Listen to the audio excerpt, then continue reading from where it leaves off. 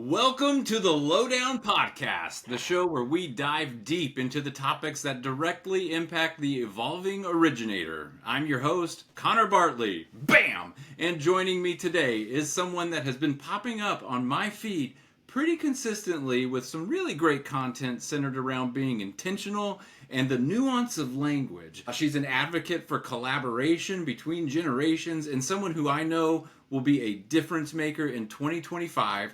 Elizabeth Turra, welcome to the Lowdown. So, Elizabeth, I am just excited to have you join. I know you're going to add so much value to the listeners here today. You're focused, you're driven, you're figuring things out. You've done just so many great things that I can see, and you're really what I think an evolving originator is all about. But before we dive in, I'd love to get some context about you for those that are listening and just learn a little bit more about your background. I've seen some things that you've mentioned about your parents as entrepreneurs and business owners and being really involved in the community and some of the other things that you're working on with language and learning how to phrase things this way and that. So I'd just be curious for our listeners, tell us about Elizabeth. Well, so since you started with that, anybody who really gets to know the very backstory of my story is that my parents started everything, and they had a lot of, I wouldn't say adversity, but they didn't have a lot of support. So it had a big vacuum in their support column, and so everything that they've built, I got first row seats to that, right? Because I was a young kid just watching. I knew nothing different. That's all I knew. I knew they just took care of each other. They took care of us. And I expected that's how the whole world worked until I was, big enough to know that there's a bigger world than that. But so my parents ran gas and service stations in the South Denver area for 30 years. And so that's really where their business focus was. But my mom would do the books and my dad would do the boots on the ground kind of work. And then eventually they ended up taking a loan against the house that they bought when I was young. My sister was a baby when we bought that house. They took a loan against that house to be able to start one of their first businesses. And that was a really big deal. And I remember people coming over the house and signing paperwork. It was like after dinner, it was dark, and I was like, this is adult stuff, right? And turns out that's what one of the loans they were doing against our house. And so they used that to build a business. They bought another business from over time. They bought a different business, and they purchased the real estate itself. And so they still own that real estate today. They bought that when I was 13. So also thought I knew what was going on, but I didn't. Right. But they still own that real estate now, and it's a commercial property that they have a pretty long lease on with a national company that will very likely be mine to take care of. It's like that kind of long of a lease. And so that's my understanding of why you buy a home. You buy a home to raise your family. You buy a home to have good schools for your kids to go to. You buy a home to hang Christmas lights on the outside, and you use it strategically to create employment, to create a source of income, and to create long-term wealth in a way that is very, very quiet. Not a lot of people see it. Yeah.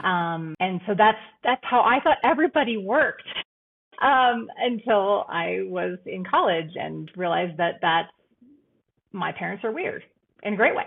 Yeah. So in a great way. How'd you end up into the mortgage business? Because no one's ever taken a straight path here from what I can tell. So how'd you get here? Nobody says, I can't wait to be a mortgage banker when I grow up. Nobody says that. I mean, some days I say it. But great story on that. My dad bossed me around, as dads tend to do with their daughters. My husband and I were getting married, and my dad suggested, because he's such a firm believer in real estate, that we should buy a house, right? At the same time. Why not?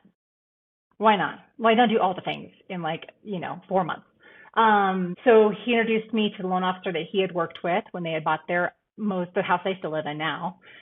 They don't move a lot, but so my dad's kind of hard. I'll tell you that. He is that customer, you guys. He is the customer who will read all the things and ask all the questions. But if, I trust my dad, obviously, but also I knew that anybody who could work with my dad was probably pretty dang good. Probably pretty good. So anyway, so he introduced me to his loan officer and to his real estate agent. We got under contract to buy a house. My loan was not an easy loan. It was not an easy loan. I was fresh out of college. I didn't really have a real job. I was working for my dad part-time, pretty variable income before we cared about variable income so much. My husband had a job that we had moved from our college town that we were going to college in back down to home, and stuff was different, right? We just had new things, new jobs, trying to buy a new house, all this stuff. Anyway, so looking at my 1003, I think he could probably tell I was underemployed. And so he was also looking for an assistant at that time. So my loan officer ended up offering me a job. So I worked for him and his partner for a few years.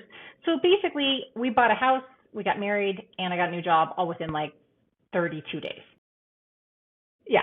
So I still work for him today. That was a long, long time ago. He's made a lot of babies since then. I've made a lot of babies since then. We've bought different houses across a few different companies. Loyalty is a really, really, really strong thing in my world. That's just how I was raised and how I expect to go. And so I've been very, very grateful that he's been such a loyal person as much as I am back to him.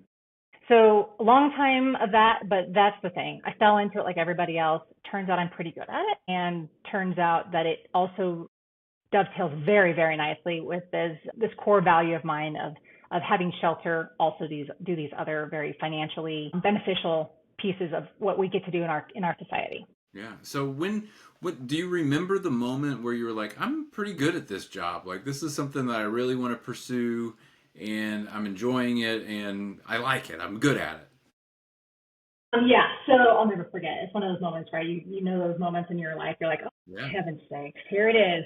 It's happening right now. So I started working in 2004.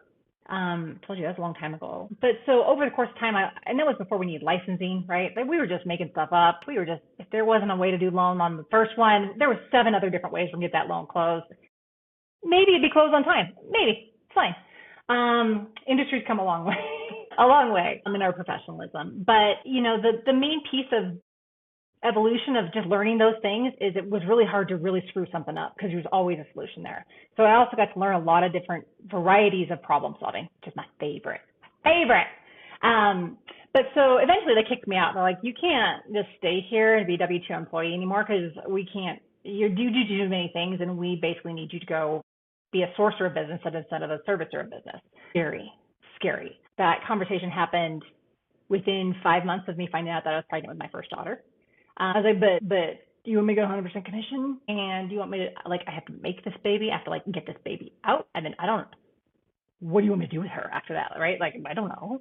And then you want me to figure out how to, sweet talk real estate agents into sending me some loans at the same time I'm, got a baby on my back? Cool. But you figure it out.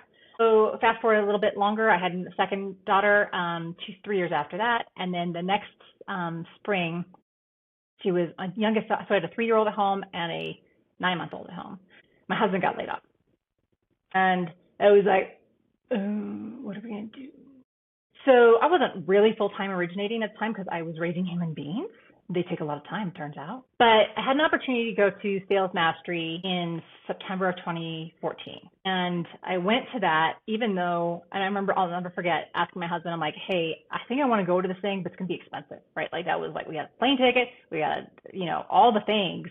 I got a hotel I got to pay for, and I need you to stay here with these two. It's a big ask from a partner standpoint. But as any good partner would do, absolutely go, right? We'll figure it out. But I'll never forget calling him from one of the breaks after one of the keynotes. Steve Harney had spoken from Keeping Current Matters. And he put on the screen all these beautiful charts and these graphs and why homeownership really, really, really, really matters to our culture and our society and individuals.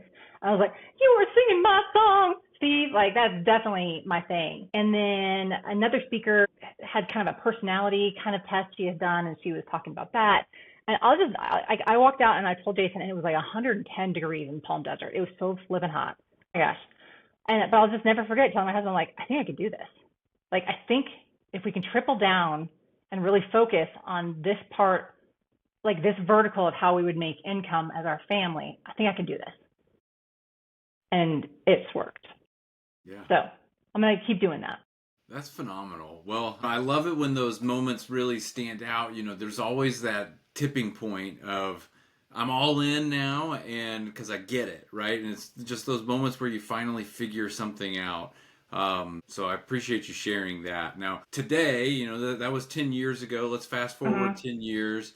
What are the things that really keep you engaged as an originator? What fuels your fire doing this business? Because it's hard. And the last few years have been really hard. So what keeps you, in the fight? 100% of the time I answer this, and my answer is it permeates lots of different pieces of life. And that's why I think it's so meaningful to me, is that I get to create opportunities for other people. So this goes back to my parents, right? Everything goes back to my parents. Told you that. I forewarned you. But this idea that they bought a house, right? They bought a house because they had to shelter their young family. Okay, cool. Yeah, American dream. Let's go. Let's do it. But that they were able to build that into a business, and that business had a requirement for employees to need jobs. And then those employees had a safe place to go to work. They had an opportunity to earn a living that then they could take care of their kids and send their kids to the schools that they need to go to. And that stability that goes along with homeownership is so much more than just the one home. It goes through many, many layers of our society. And so anytime I can create an opportunity for my homeowner customers, for those customers to be healthy homeowners that are set up for success over a long term, and where they can have that opportunity to do any of the things I've seen, it's been so good for my family. I'm really, really grateful for that. And in addition to that, I mean, it takes care of my family. I'm super grateful for that. That's opportunities for my family and for my girls, and conversations for them that they get to have that, I know their peers aren't having. I know their peers are not talking about how to leverage home equity in a way that gives them more opportunities. I just know it. And then also it gives me opportunities for my team. It's really important to me, like I alluded to, that if I go and get loans or a new relationship that is able to bring those loans for my crew to work on, that they have an opportunity to earn a good living, and they can do all of those things for their families too.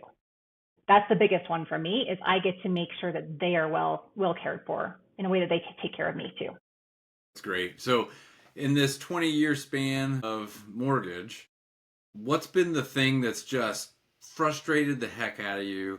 What is, that challenge that when you finally figured it out, you said, okay, I've arrived. But what was the thing that used to just sort of, and it may still today, but like just gets under your skin? Saying yes to people who don't deserve your yes.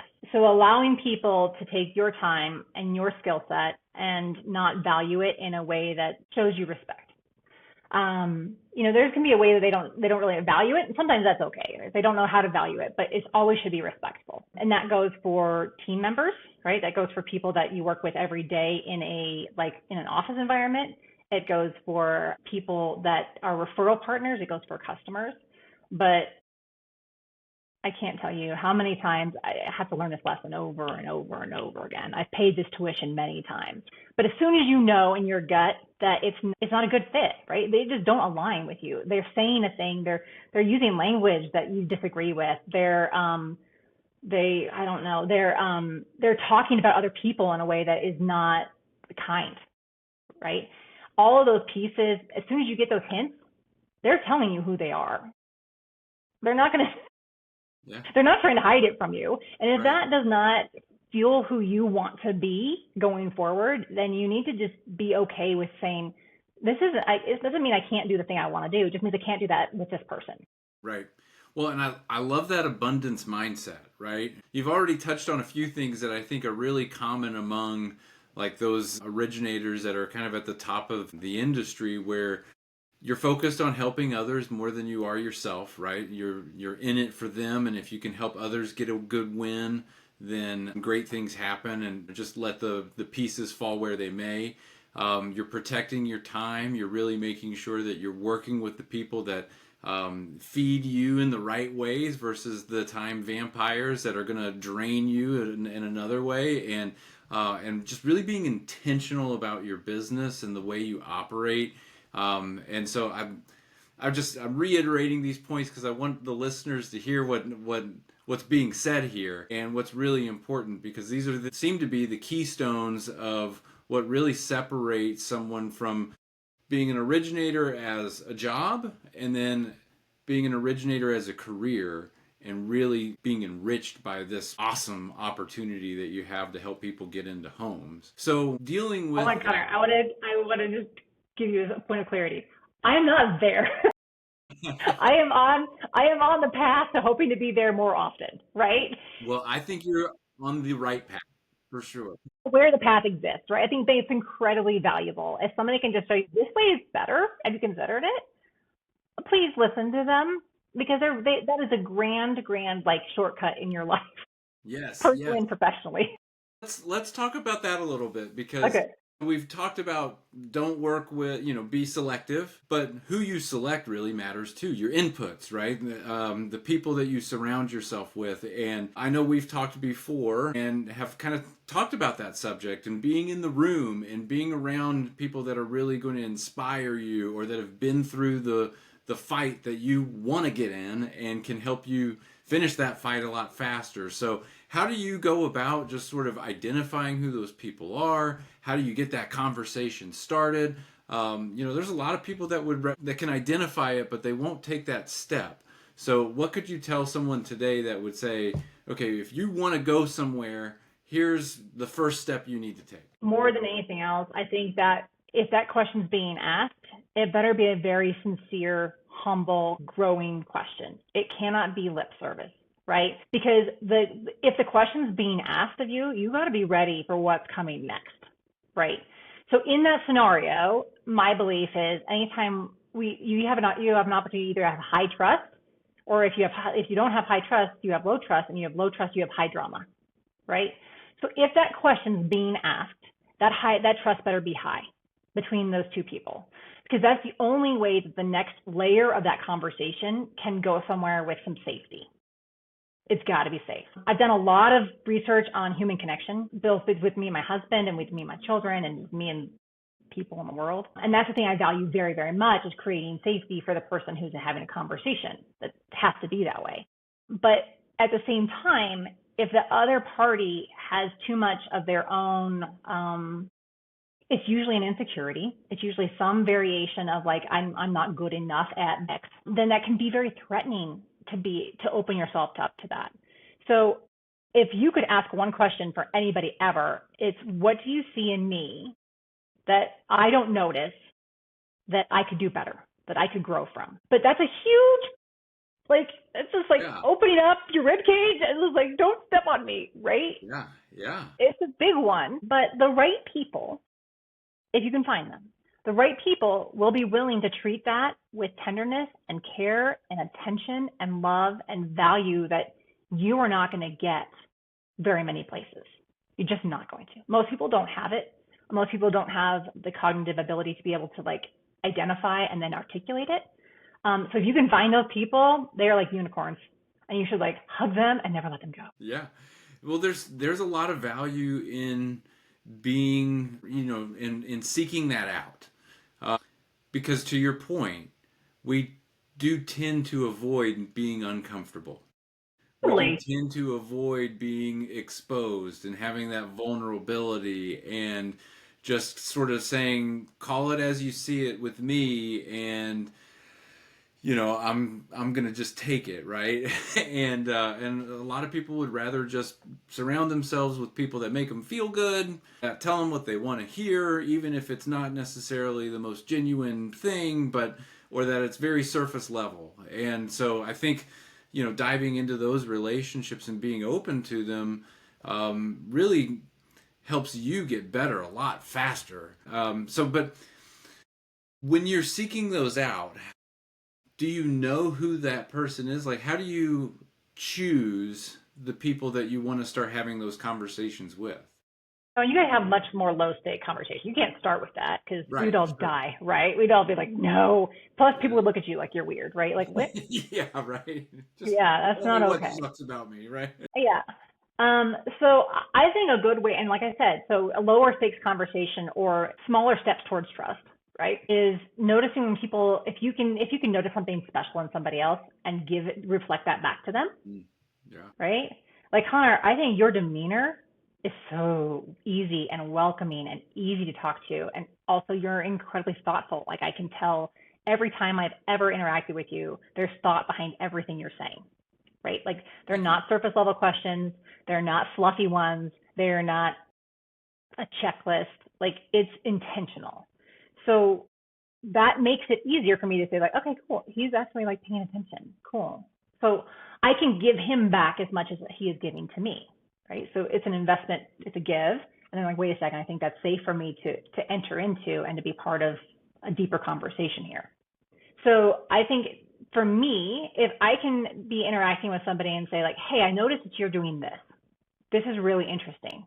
Or I noticed that you like if we're struggling with let's say it's a client conversation, right? And we're like, all right, how are we going to work on this together, right? And the question is, hey, I need your help on this. And I say, cool, let's figure it out together. Let's link arms. Let's march into battle. Let's go forward. And then we figure out a strategy, blah, blah, blah. And then it's executed. So either two things are going to happen. One, you're never going to hear anything again from the person who just asked you for help. And you're like, well, what happened? Or like, I'm invested now. Like, I want to know. That's either going to happen. Or two, they're going to come back to you and say, oh my gosh, that worked. Right?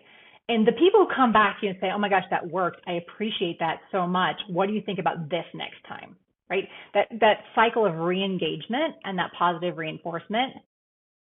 Guess what? I want to help that person a million more times. Like, let's go. Yeah. Right? The other thing that'll happen, I guess I should say there's a third option. Third option, you never hear anymore ever again. And then they ask you the same darn question like 6 months later. Come on. Like you asked for me, I showed up, I gave you me, and then you didn't. Right. Yeah. The asking and then not implementing the answer that they receive. Yeah. There's a term for that. We won't go there, but yeah. So the people who take it from you and say, sweet, I think this is something I can work with. And then they go and do the thing. And then they find out that it is something that added value to them. And they come back to you and you tweak it together. That's so much fun. Like, I do that all day long. It's a blast. Yeah. And there's a pitfall to this though that I want to point out because you had made a comment about it. And I think it's really important that we focus for a minute or two on it is the glorification of hustle culture as it relates kind of to this conversation, because there can be, you could go and ask, and the answer you might get would be just work harder, work more hours, do more of this, do more of that. Make more calls, make more calls, right? And so the answer to me, like I've diagnosed recruiting a little bit. I've really tried to take a closer look at it, and what's the value in making 50 extra calls a day if there's no real, if I'm bringing nothing more than just an introduction to it, right? Am I risking burning relationships? Am I doing that by just hustling harder, or should I just hustle smarter? And so I love your perspective. What did you find there, though? Like, I can't wait to hear. What was your analysis? What did you get from that thought string? I totally think there is a much smarter. Okay, so thanks for the question, Al. Yeah, you asked. I'll give you my answer and my diagnosis on it. And making more calls is not the answer. That's the short version. Making more calls is not the answer, because if that's all you do, then eventually you may get the numbers game, right? You may make 200 calls and have 3 successful ones, but what about those 197 losses you took that day? Right? And how many relationships did you potentially burn that you can no longer go back to because you weren't intentional about the way you reached out? You didn't set the stage. You didn't do your research. And now there's potentially a lot of people that don't want to hear from you again. And that's a much steeper climb to take than if you take your time, if you do your research, do your homework, come with something of value, and really make an effort to have a genuine connection. So I find that recruiting and being a loan officer are very similar sometimes, so I imagine you might have a similar answer, but I'd be curious to hear your thoughts on just the difference between, or how to identify like the hustle culture and versus intentionality, and kind of your take on that. So one of the things that we do every year, I mean, every group for forever does goal setting for the next year, right? 0% surprising. You better do it. Actually, if you're not doing it, that's a different conversation. But if you're doing it, right, for the last probably 7 years, my goals are chunked out into different life areas. So in addition to our work goals, right, our work goals serve our financial goals. Okay, our financial goals serve our family's goals. So all of those go together in a way that you'll never take them apart. But so in my world, and how we talk about it in our group is, all right, what's your big goal here? Like as a human being that's working, doing mortgages, but as a human being who's also lots of other roles in your life and things you want to do in your world, right? So that conversation to me is always about how the work goals support your financial goals, which supports your family, your spiritual, your mental, and your physical goals. There's lots of them, right? So if the work goals aren't supporting the other ones, That's a problem because that's its job, right? Its job is to do that. But in my opinion, that's not the thing that should be glorified. That's the thing that should be saying, all right, I use this as a tool to really get the pieces of my life in order that I value. So to me, hustling for the sake of hustling to get more numbers, bleh, bleh. Right. Yeah. I can lift this heavier weight. Don't care. I don't care. But if you tell me, but it allowed me to take my kids and my parents and my sister and her husband on a vacation, and that's something that I had on my dream, like on my 100 dreams list of my entire like life, and we got to do that. That is what I'm celebrating. That part of it's what I'm celebrating. The hustle piece of it, just to say like I'm doing all these things for this purpose, I am too old. Literally, I am too old for that crap. Like it's I don't even mean to sound like aloof, but literally, if that's what you're defining your life's purpose is, there's so much more available to you than that. Well, yeah, and it's a good reminder that people define success differently, and they define it differently at different seasons of their life too. You know, there are the people out there that would love to maximize, you know, their earning potential right now, and so they're willing to say, I will put in as many hours as it takes because that's what I want to accomplish today. And then there are others that would say, I'm happy making what I'm making, but I want it to be easier, and I want to find a way to make that, and that's what they're trying to accomplish. So their definition of success is paving a smoother path. And so everybody has kind of a different motivation for what they're doing, and it's just important to remember that. But yeah, for the sake of doing, that just feels like you just like to say you're busy. Well, and even that, like even the people who say, okay, I need to maximize my earning potential right now. I agree. Like I'm in my mid 40s right now. I should be pretty dang good, right? Like I've got my skill set. I have my network. I should be at the top of my curve of effort that I'm giving versus like reward I'm getting. It should be there for sure. And I don't think that's a bad thing. Say like that's my responsibility to my family's other goals is for me to maximize my working hours that maximize the financial output that we can put into our other goals. I don't think that's a bad thing at all. It's all of like, but why? Like what's important to you about that? Is it because you just like to have a W-2 with a big number on it? Cool. That's one thing. That to me, that's going to be really hard to say no to my kids and putting them to bed when I just like, yeah, but I got to have this W-2 number. I mean, come on, guys, you know this. But if it's to say, to your point, like if it's to say like, I'm going to maximize this because it gives me this life, this lifestyle, and who I want to be for the next 40 years after that, that's freaking awesome. Like I agree with you. Let's figure out what the plan is to make that happen. But if there's always a why, what's important to you about that? It's very, very rarely just about so I can have a W-2. Yeah. So we've covered a lot. Is there anything before we get into the lightning round here that you'd like to add, just that you feel would be important for an originator to know, either about you or just your, you know, philosophically, or the things that you've figured out in your career that might be useful to someone who's listening today? That's a big question. Yeah, I would say the theme I've come across more often at really important spaces of my career is, do you have the right people around you? So that function, the people that are there create other pieces that you will never be able to put on a schematic dream sheet. You will never be able to say like, I want this thing, I'm going to go get it. You won't. Because the people that are there with you, I mean, me buying a house was me buying a house, right? Me buying a house, could I have said, I'm going to go buy a house, I'm going to woo my loan officer into hiring me? Right. Never. I have zero influence over that. Like, I'm only so charming, right? Like, it's not the thing. But the thing is, but did I buy a house and I met people, and people were open to saying, I like an opportunity. This person's worthy of giving a little bit more of my time, and that they will do something good with that time. Yes. And the other thing is that I've reflected the other way, but be a good steward of people who are helping you. The people that are willing to invest in you and who are giving you your time, endorsing you and talking about you to other people and making opportunities happen for you. Be a great steward of that person. Talk well about them, do good things, or don't. That's fine. But be grateful in your heart every day and make them proud. Do the thing that they've invested in you to be able to give you the credibility for you to do it. Love that. That's a great point. All right, so I like to ask these fun questions at the end of every episode. Hopefully, you've given them some thought. I tried to prep you a little bit ahead of time.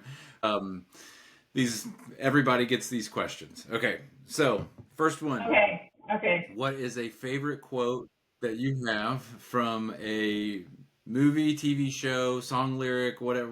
What's a great quote that you have? Okay, so I am a song and a music junkie. Connor, you and I already connected on this, so that's not a surprise to you. But so if there's going to be a quote, it's coming from a song more than a movie. That's just how my body works. But there's a Sure, song by yeah. Echo Smith, and it's called "Tell Her You Love Her." And so the line is be more than what she wants, be everything she needs, right? Okay. So this idea of anticipating what somebody's needs are, because we say we want one thing a lot of times, but what do we need? I just think that's so genuine as far as, again, that human connection, to be what somebody needs, I think is a great community service. That's great. Question 2. What is a hidden talent that you have? Oh my gosh, I just figured this one out. I just Okay. found this one like a couple months ago. I am really, really good at jumping jacks. Like, I am very good at jumping jacks. Like, in a Okay. way that I was surprised on how good I am. Like, I was doing them in a fitness class not very long ago. And I was like, mine are really good. Like, I'm looking Yeah. around the room, right? And you're like, yeah, mine are sharp. Yeah. They are on. I am not Awesome. that human being, but evidently jumping jacks, everybody should be really impressed with my jumping jacks. Very good. Okay. If you were not funding loans, if you were not a loan officer, what is a career that you would like to pursue? Do that. I think no matter what it would be, it'd probably be teaching of some sort because I do enjoy that. I'm just not a very patient human being, which I've learned to embrace. So I probably wouldn't be able to teach little people, but probably like a community, like if you community college course, if somebody like opted in and said like, I really am super passionate about learning this thing and I'm going to spend my time and energy and money opting into it. I would love to get to that group of people. Topic wise, I don't really know what it would be. I've just done this for so long, honestly. Unfortunately, the dreaming part of it has kind of left my seasonality of my life. Gotcha. Not to say I couldn't re-engage it. It just is not currently part of my I hear plan. you. I hear you. Okay. You're stuck with me, you guys. Don't. What is a skill that you have always wanted to learn how to do? Ballroom dancing.